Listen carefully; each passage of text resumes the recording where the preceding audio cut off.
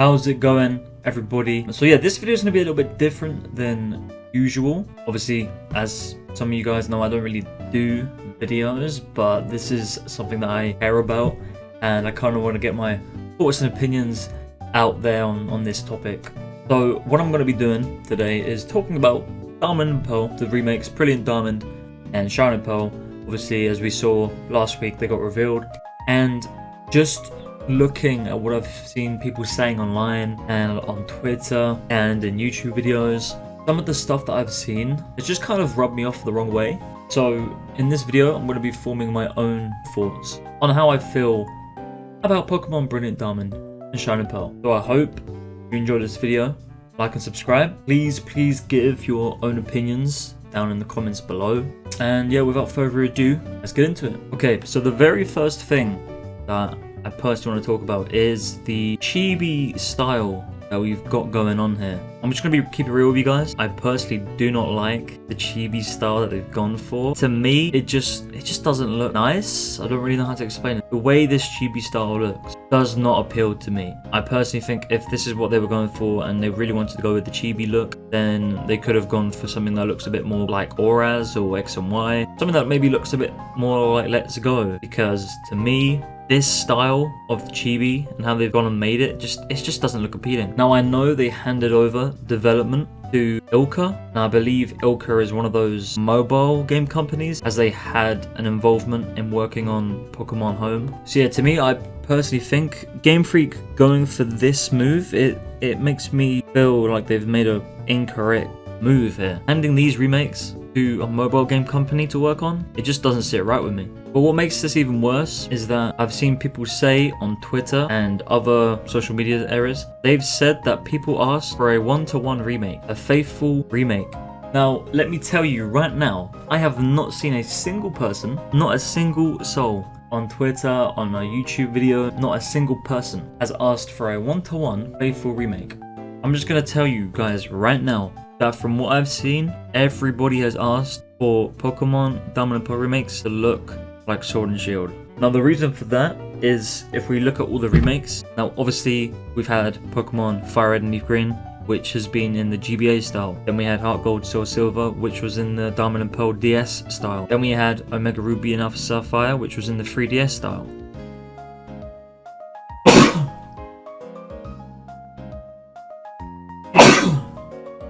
So surely, when you look at the next remake, which would be Diamond and Pearl, then surely Diamond and Pearl remakes should look like Gen 8 Sword and Shield.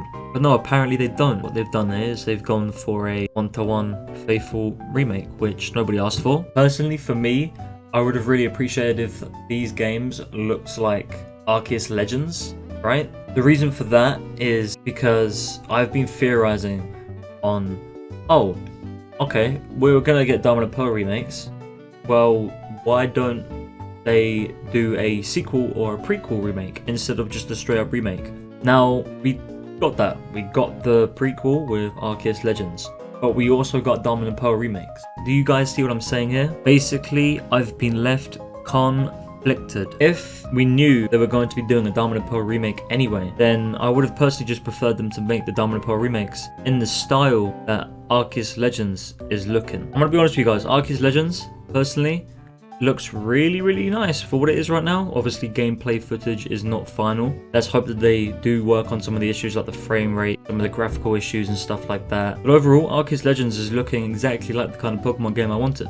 So yes, I'm happy with Arceus Legends, but at the same time, if they were going to do Diamond and Pearl remakes anyway, I would have personally preferred if they did Diamond and Pearl remakes in the style of Arceus Legends. And instead of making Arceus Legends, they could have just gone for a completely new game, maybe even a spin-off. Since we're left with Brilliant Diamond and Shining Pearl now, Arceus Legends is personally the game that I'm looking forward to. Brilliant Diamond and Shining Pearl, personally, just really not on board with it right now. So the next thing I want to talk about is potential cut content. Now, if we are going to expect this to be a one-to-one faithful remake, we all know Diamond and Pearl never had the Battle Frontier. We all know Diamond and Pearl didn't have Looker. We all know Diamond and Pearl didn't have the Distortion World. All of those key features from Platinum that made Platinum the better game. If this really is going to be a one-to-one remake, then you can say goodbye to those features. We all know what they did in Pokemon Auras. For example, some of the cut content in Auras was the game corner. Understandably, the game corner was taken out because of age rating, and the game corner was seen as gambling.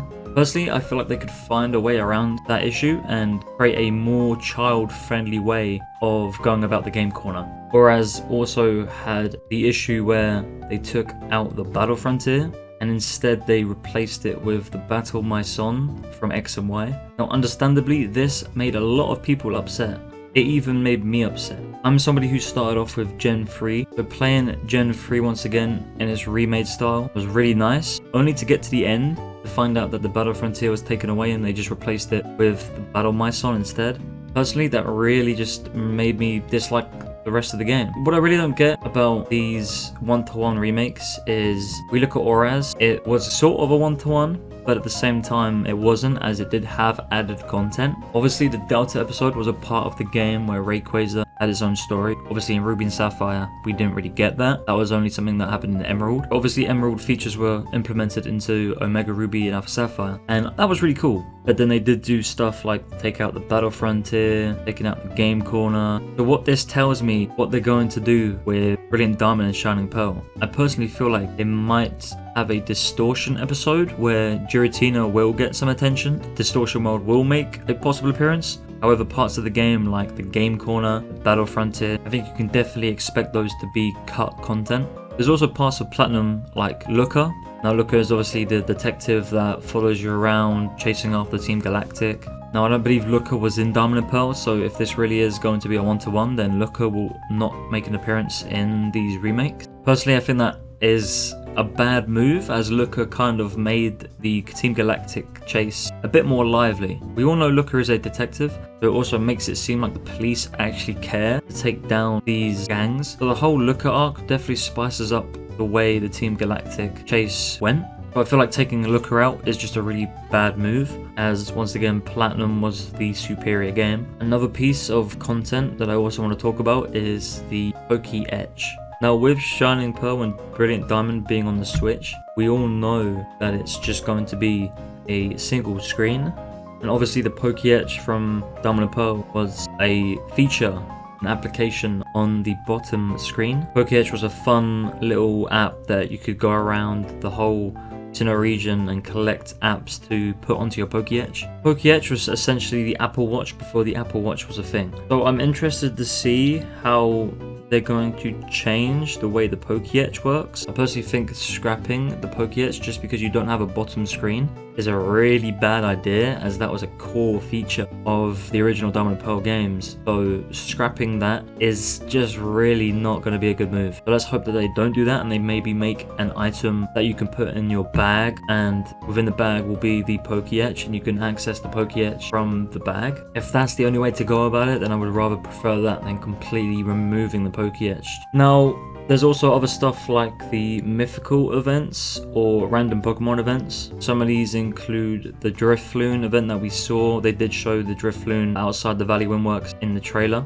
So seeing this Drifloon event come back makes me hope that they do keep in a lot of the mythical events. Some of these events can include Rotom. Obviously everyone knows we go to the old chateau and you go to the TV, and obviously when you approach the TV and you activate it, you enter the battle with Rotom. There was something that was only in Platinum, I believe, that was relevant to Rotom. It was the Team Galactic Appliance Room. There was an event where you could get a Rotom key, and what the Rotom key would do is it would allow you access to a certain room within the Team Galactic building in Veilstone or Eterna City. I can't really remember which one it was, but you would go into those rooms, and what would happen is you could access a little back room that would have appliances. And with these appliances, Rotom can change its form. It can change into Rotom Wash, it can change into Rotom Ban, it can change into Rotom Freeze. All kinds of appliances that changes its typing. I don't know if something like that would make a return, as that was a Platinum only event, I believe. If that doesn't make a return, that will be kind of upsetting, as I personally think that was a cool little event and it kind of gave Rotom some love.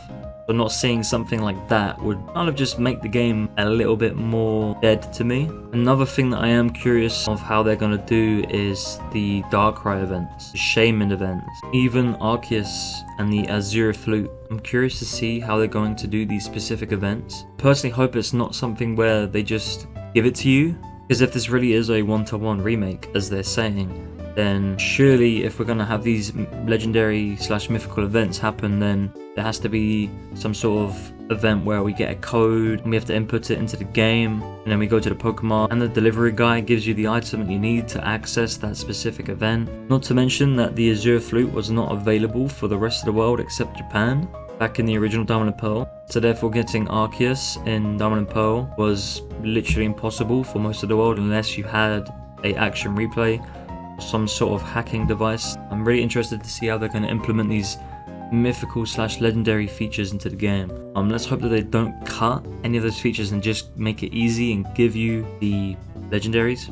Personally would prefer some cool events that revolve around those mythical mons. Another thing that I would like to talk about in terms of potential cut content is Mega Evolutions. Now, if this really is a one-to-one remake, then you also can't expect Megas to make a return. If this is going to be a faithful one-to-one remake, then it would make absolutely zero sense to implement Mega Evolutions into the Sinnoh region, because people keep using this excuse of, oh, it's a one-to-one remake, it's going to be faithful. So if Megas were to be introduced, then that makes the argument that it's a one-to-one faithful remake completely void, and it will kind of seem to me that Diamond and Pearl remakes are just kind of all over the place, as if there was not really much thought put into how the game is going to work. For me personally, I think the whole idea of Mega Evolutions is just completely gone overall. I feel like Mega Evolutions is something that only existed in Gen 6. So adding Mega Evolutions to these remakes when it's meant to be a one-to-one faithful remake would not make much sense at all. Because doing something like taking away the Battle Frontier and Platinum, but then adding in Mega Evolutions to these remakes, it just doesn't make sense. If this really is going to be a complete one-to-one faithful remake, then it just needs to be a $60 reskin of Diamond and Pearl. If it really is just a $60 reskin, then I think your money is personally better going elsewhere. Guys, I will literally get my 3DS right now, get the cartridge, put it in there, and I would rather play the original Diamond and Pearl on my 3DS, DS, whatever, than pay $60 for a one-to-one faithful reskin. That's just me. And I think the final thing that I really want to talk about on these games, from what we've seen so far, is the potential difficulty. Now, we all know within recent years that Pokemon has been gearing its games towards kids. Personally, for me, I feel like the games have been getting easier. Now, people can use the excuse that, oh, well, you're getting older, you're becoming more knowledgeable with the games, hence why it's becoming easier for you. And I can easily debunk that. I can tell you right now that I was 6 years old when I first fought Steven in Pokemon Ruby. Then I beat Blue and Fire Red. Then I beat Wallace in Emerald. And then came Cynthia. Now, mind you, I was fighting Cynthia when I was 9 years old. Now, at this time, I was older. I was more knowledgeable. My experience in Pokemon was definitely increased at the time. However, Cynthia, she was just a hard fight overall. So it doesn't really make sense that I've gotten older, but I still struggled as I was older. I can tell you right now that age does definitely not play a factor into these games. If they want to make the games hard, they can make them hard. And in recent years, since Omega Ruby Alpha Sapphire, I personally feel like the games have been getting easier. And my worry for this game is that hopefully the difficulty is the same as it was back in Diamond and Pearl. If it really is going to be that one-to-one faithful remake again, they should make Cynthia's battle as hard as it was in Diamond and Pearl. I'm not too sure how they're going to go about the features such as the experience share. As we all know in Sword and Shield, the experience share was a permanently on item. There was literally nothing you could do about the XP share. It was on all the time. Whenever you would catch mons, XP for all your party. Whenever you would beat a mon, XP for your party. So I personally kind of hope they don't have that feature come back in these remakes. It wouldn't really make sense. Something that I like in a game is a challenge. So with these remakes, I understand they're kind of gearing it towards kids, but at the same time, if it is a one-to-one remake, then they really should make it as difficult as it was when I first played it when I was a kid. It would be nice to take me back to those challenging times when I was trying to fight Cynthia. And I personally think kids these days need to understand that. And I'm going to be honest with you guys, I feel like kids nowadays need to go through the same pain that we all went through when we first fought Cynthia. Like, I think that's just a fact. But you guys can give your opinions and let me know if you think that's fair. I think it's totally fair. I think they're getting it easy nowadays, mate. But in terms of everything I wanted to talk about in this video, I think we can finish up there. Understand that all of these opinions are my own. Feel free to leave your opinions in the comments down below.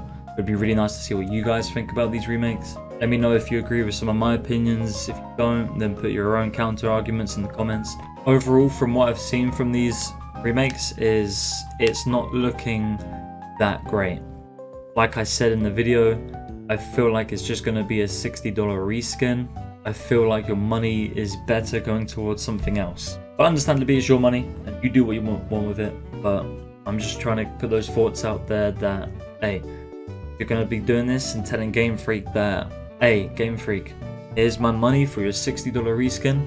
Take it all. I'm going to be playing both of these games at $120. I don't care. I'm taking both of these reskins. The 1-to-1. You know, I could go whip out my DS and play Pokemon Diamond on there, you know, the original. But no, I'll pay $60 for a 1-to-1 Faithful Remake reskin. Because I like giving you guys money. That's just personally how I see it. We'll wait till these games come out or more information comes out about these games. I guess you could say that's my little rant done. So yeah, don't forget to like and subscribe. Put your counter arguments, your own opinions in the comments down below. And with that said, thank you for coming to watch. We'll see you guys in maybe another video. But with that said, I'm going to end the video here. Thank you for watching. If you're not already in my Discord or following me on Twitch, links for those are in the description below. I stream on Twitch almost every day. So if you want to come through and chill with me on one of my streams, link will be down below in the description. But once again, thank you for watching. And I will see you guys in another video or on stream. Take care of yourselves.